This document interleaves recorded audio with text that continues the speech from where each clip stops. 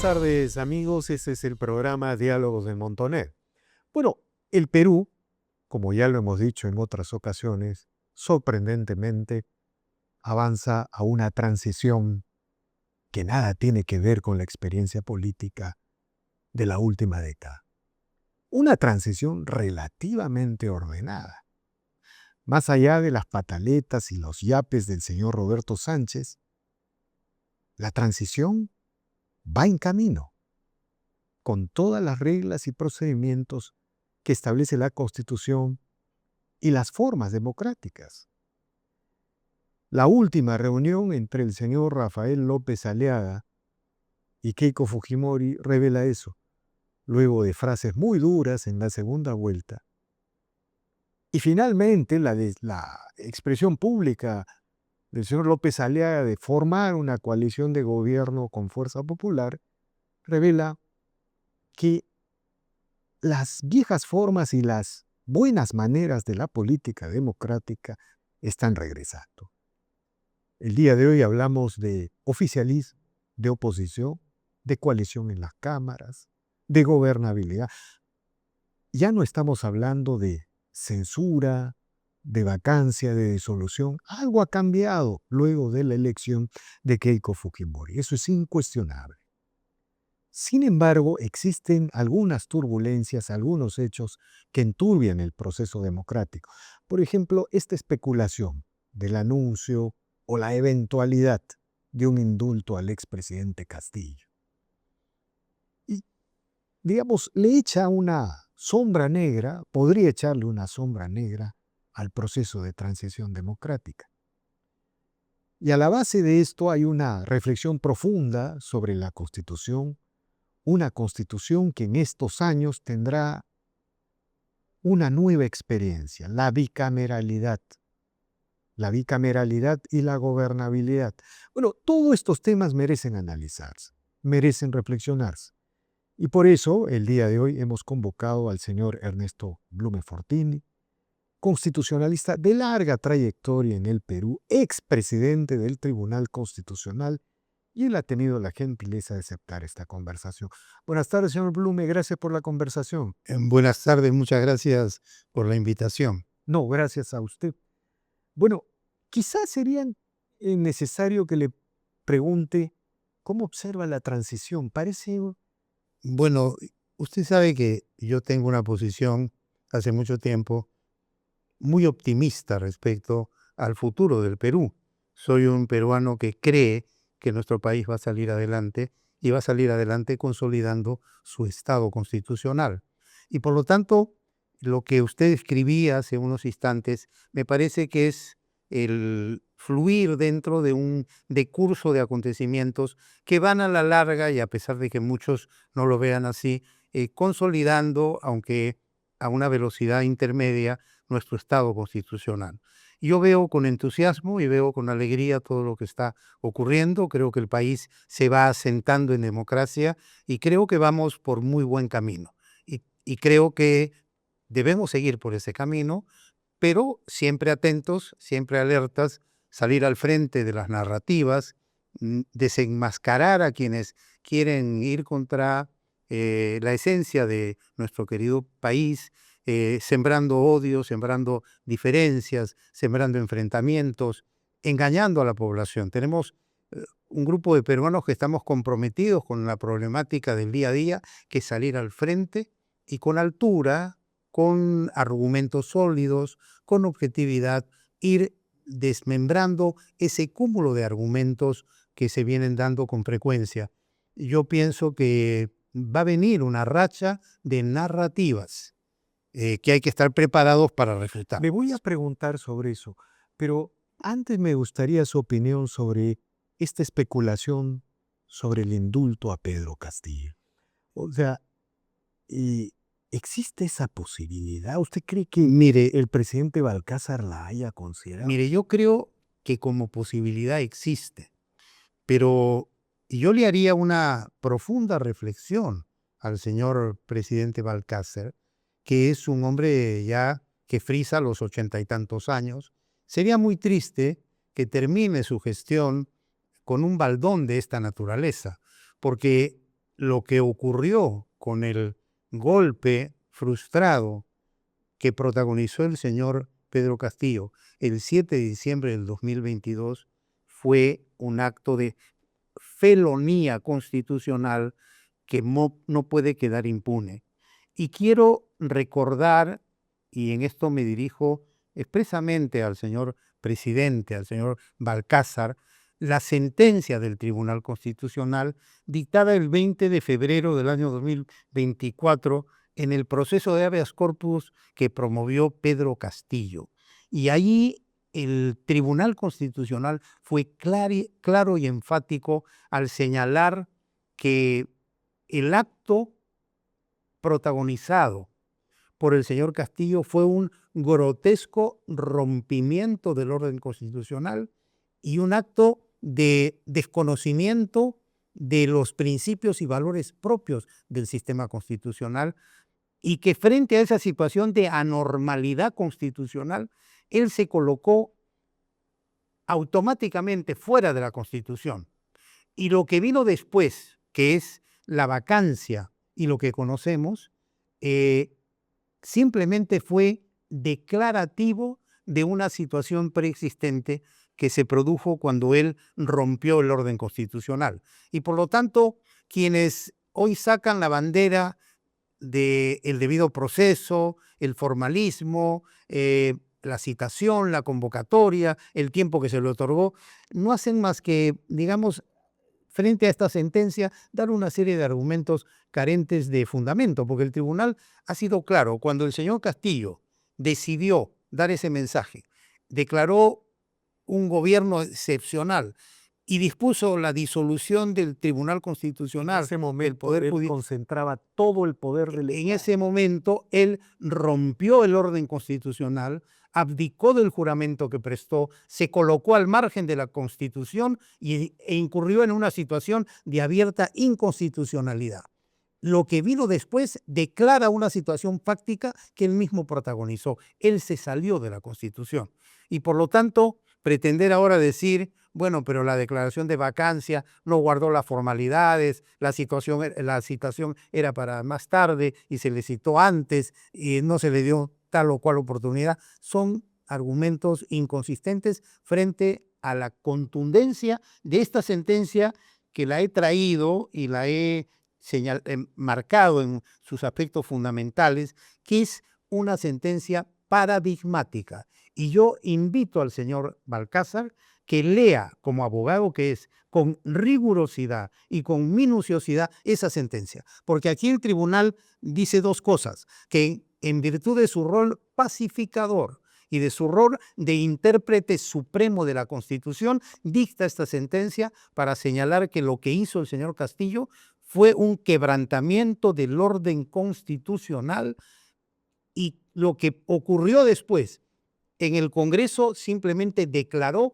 una situación preexistente que obviamente no puede ser materia de una exigencia como si se hubiese dado dentro de un marco de normalidad constitucional. Aquí el tribunal hace énfasis en esa situación peculiar, la anormalidad constitucional, que es el salirse del orden constitucional, coloca el análisis y el enfoque dentro de una dimensión diferente, en donde las exigencias formales se relativizan en aras de lograr el objetivo, que es repudiar el acto de enfrentamiento al mandato popular, traición al mismo y colocarse en rebeldía frente al orden constitucional. Yo no creo que el señor Balcázar se lleve bajo las espaldas el baldón de colocar en la impunidad a quien violó el orden constitucional, y debe ser sancionado con todo el rigor de la ley, porque para la salud de la República esas situaciones no se deben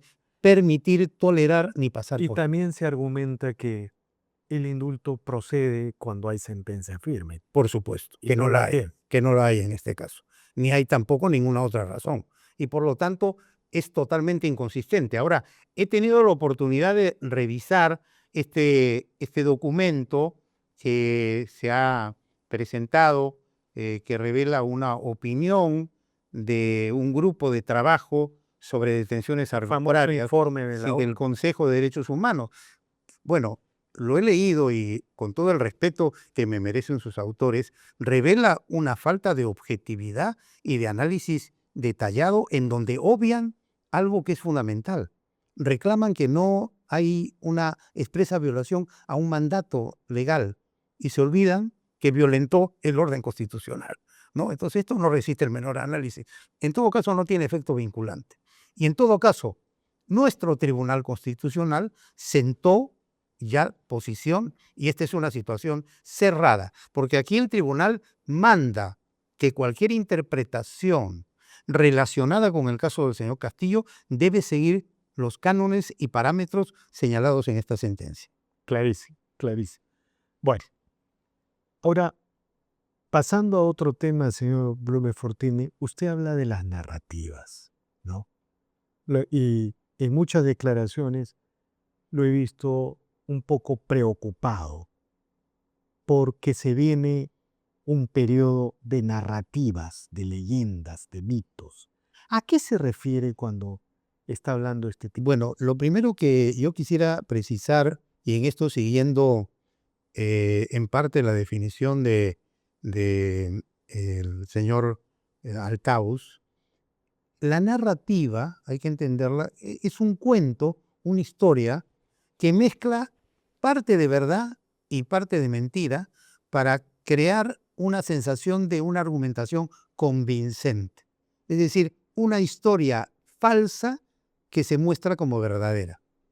Y esta narrativa la viene usando La izquierda. la izquierda. ¿Se refiere usted a las leyes pro crimen? Me refiero a varias narrativas. Por ejemplo, primero que existe un pacto mafioso entre las fuerzas políticas que dominan a las instituciones y que ese pacto mafioso ha sido manejado por Keiko Fujimori y que ese pacto mafioso está permitiendo impunidad a través de leyes pro crimen. Y dentro de todo eso, a una suerte de narrativa madre, narrativa matriz, que es que Keiko tiene una entraña totalitaria. Y adicionalmente a eso, que es japonesa.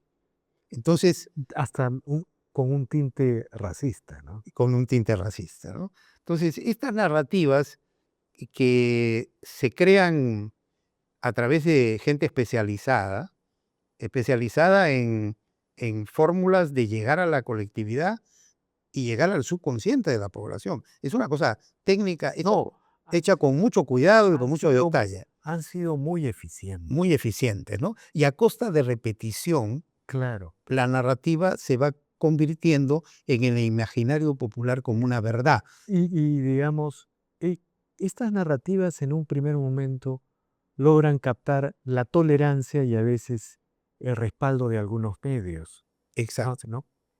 Y algunos políticos y periodistas incautos que las repiten, por ejemplo, como si fueran pues loros, ¿no? Sin saber de lo que están hablando. Usted ha seguido el tema del fuero militar, ¿no? Ajá. Este tema del fuero militar, que es parte de una discusión democrática, porque además está en la Constitución. Por supuesto. ¿No? Digamos, ha sido presentado como el regreso de la impunidad. Claro, no se han atrevido a decir que es una ley pro crimen, pero lo que no se dan cuenta, no sé si usted se ha dado cuenta, hay días en Lima en que no hay policías. Sí, sí he observado ese fenómeno. ¿No? O sea, los policías están retraídos en sus comisarías porque no quieren salir a ejercer la defensa del orden público porque se pueden ver obligados a utilizar sus armas y a ejercer la legítima fuerza constitucional del Estado. Exactamente. Entonces, si las fuerzas de seguridad no tienen respaldo del Estado constitucional, del Estado de Derecho, ¿qué lucha contra el crimen organizado van a ver? Y creo que por ahí también se intentó deslizar que era una ley pro crimen. Sí. Bueno, y entonces volviendo al tema, esta fórmula de la narrativa pues les ha dado muchos resultados, pero felizmente los hemos frenado un grupo de periodistas, de opinólogos, algunos políticos que hemos salido al frente y hemos dicho un momentito, eso no es así, y hemos refutado. Entonces hay que estar preparados porque se está organizando una oleada de narrativas para desnaturalizar y desvirtuar y mostrar al actual gobierno como un gobierno dictatorial, como un gobierno antidemocrático, como un gobierno sectario, como un gobierno corrupto, etc. Y no lo debemos permitir. Por lo menos quien habla va a estar al frente de todo aquello que signifique refutar estas narrativas. Y me estoy preparando para ello, ¿no? Por eso digo, cuidado con las narrativas. Tenemos que ser muy cuidadosos. Y además se expresan con desfachatez y con total irrespeto. No me quiero referir a personas en particular, pero hay algunos personajes que utilizan los adjetivos con una liberalidad escandalosa, ofendiendo instituciones, funcionarios y demás. La vez pasada leí una referencia al Tribunal Constitucional de un personaje que denominó, ¿sabe cómo denominó al Tribunal Constitucional? Mingitorio, es decir, urinario. Esa persona debería estar procesada. Claro, ¿Me comprende? y lo peor de todo es que dicen el Tribunal de Fuerza Popular o el Tribunal de tal sector, y se olvidan que hubo un tribunal con 4 magistrados que ejercían sus funciones con los plazos absolutamente vencidos. Por supuesto, tribunal que yo integré en donde habían 4 personajes sectarios cerrados que votaban en bloque Quedaron y antigarantistas y se querían quedar. y se querían, era una especie de tribunal constitucional perpetuo el que querían. Querían seguir, por supuesto, o sea, con total desfachatez, en lugar de decir nuestro plazo ha vencido y aquí está el cargo, querían quedarse. Claro, y a ese tribunal ellos le llaman el modelo, el paradigma, porque ahora ha venido un tribunal. Que está poniendo las cosas en su sitio, ¿no? Claro, y a eso lo llaman el Tribunal de Fuerza Popular. Exactamente. Pero mire hasta dónde llega la maleficencia de esta gente, que lo que es natural en un sistema democrático, que es que las fuerzas políticas dialoguen, conversen, lleguen a acercamientos, lleguen a acuerdos, lo denominan pacto mafioso. Mire hasta dónde llega esa mente perversa Ahora, y maquiavélica que está detrás de todo esto. Señor Blume, ahora, no hay que olvidar tampoco que estas narrativas han prosperado, porque no había un gobierno de verdad en el Perú. Eso es verdad, eso es verdad. O sea, no había un presidente o un gobierno ejerciendo el poder del Estado, en el buen sentido de la palabra, sino que había una especie de anarquía generalizada y el Perú se estaba desorganizando. Entonces, en ese contexto han prosperado estas narrativas. Pero, ¿cómo van a prosperar? También es una pregunta, estas narrativas, si el gobierno, el nuevo gobierno, en un año le pone agua potable a los 3,5 Por supuesto. millones de peruanos que no tienen agua potable. Por supuesto, por supuesto. Y en cierta medida este contexto es un reto para el actual gobierno, que tiene que ser muy consciente que debe accionar rápidamente respondiendo a las necesidades más urgentes de la población. Esa respuesta va a ser una eficaz arma argumental para desmantelar estas narrativas, ¿no? En el caso de las leyes pro crimen, Eso es un escándalo. esto es un escándalo. Y mire, y se lo digo con la autoridad que me da el enseñar derecho constitucional hace casi medio siglo, haber tenido cientos y miles de alumnos, haber estudiado la legislación. ¿Ha visto algunos de sus alumnos hablando de leyes pro crimen? No lo recuerdo, por lo menos, o no quiero recordar, pero de haber estudiado el tema de los derechos fundamentales, haber enseñado derecho procesal constitucional, Bien gebeliano. derecho internacional de los derechos humanos, y cuando veo un paquete de leyes que son pro derechos humanos, Siempre lo fue. anti abuso de las fiscalías y de las autoridades, protegiendo al ser humano, que a eso se le llame leyes pro crimen, es una mentira monumental. Gebeliana. Eso Así viene es. de Goebbels. Así es. Es decir, efectivamente, estas famosas leyes pro crimen entre comienza, lo que estaban es restableciendo garantías básicas del Por procesado, supuesto, por del supuesto, investigado. por supuesto. Mire, y tomemos un ejemplo, el tema de la colaboración eficaz. Se ha repetido tantas veces, la colaboración eficaz había caído en un territorio de absoluta impunidad para el accionar del fiscal, que, Convertidos en dioses públicos. y que citaban a la persona y le decían, bueno, te quedas detenido si es que no me declaras que fulano de tal es culpable. Y no había abogado, no había acta, no había constancia alguna. ¿Qué hace esta ley? Dice, usted, señor fiscal, cuando hable con un colaborador eficaz, primero tiene que citarlo, pero tiene que estar su abogado, porque el colaborador eficaz tiene derecho de defensa, Absolutamente normal. ¿no? Segundo, tiene que haber un acta en donde se refleje el acuerdo, porque esa acta es garantía de que se está recogiendo la versión exacta de lo que está ocurriendo. Tercero, tiene que haber un video de lo que usted habla y de lo que le dice el colaborador eficaz y la intervención del abogado. Y cuarto, tiene que haber un plazo, porque usted no puede pues, mandar a las calendas griegas la posibilidad de llegar a un acuerdo. Y fíjese el caso del colaborador de la señora exalcaldesa, que al final terminó muerto. Lo tuvieron como 7 años esperando ser colaborador eficaz y al final eso terminó en algo que no se sabe si fue suicidio o fue un crimen.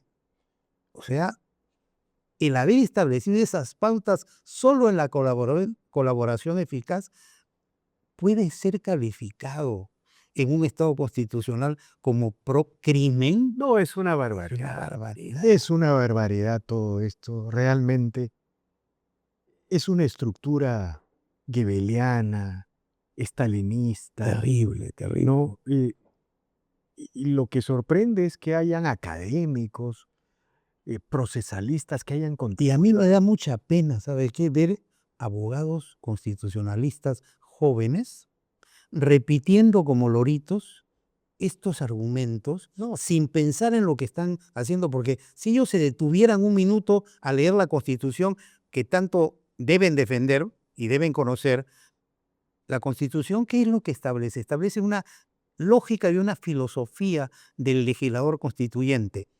La persona humana es el fin supremo de la sociedad y del Estado. Tiene derechos fundamentales que todos debemos respetar.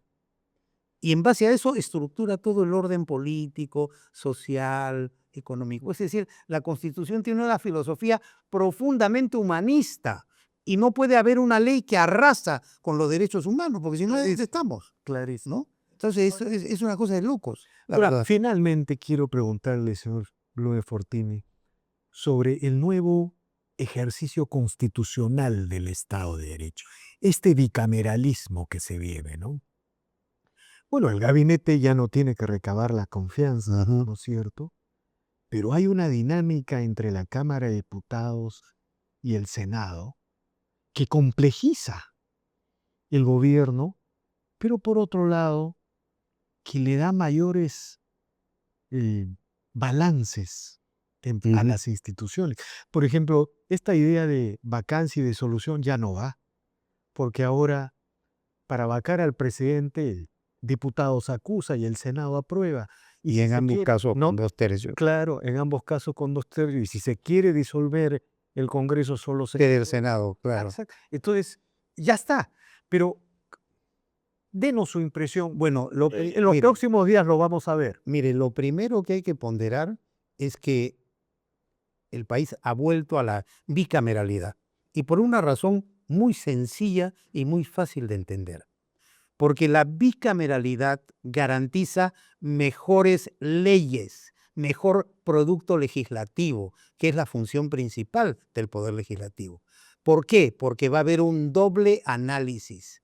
Y es mejor una ley más pensada, más meditada, más reflexionada, más analizada, para que ese producto dure en el tiempo, porque lo que necesitamos es leyes bien formuladas, bien estudiadas y duraderas en el tiempo. Entonces, hay que aplaudir la bicameralidad.